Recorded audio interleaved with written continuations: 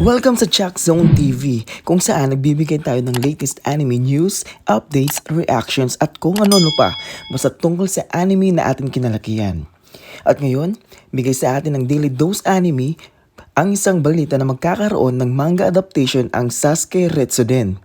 Ang Sasuke Retsuden ay isa sa mga sikat na Naruto spin-off light novels kung saan pagbibidahan ng isa sa paborito nating Naruto characters, walang iba kundi si Uchiha Sasuke. Ang bagong manga ay re-release sa November 22. Magsisimula ang storya ng Sasuke Retsuden pagkatapos ng 4th Great Shinobi War at bago magsimula ang Boruto.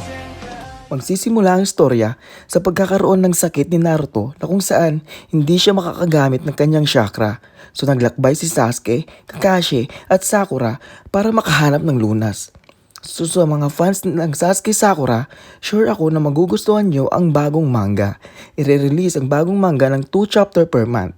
At iba na din ang author ng manga na to, walang iba kundi si Shingo Kimura.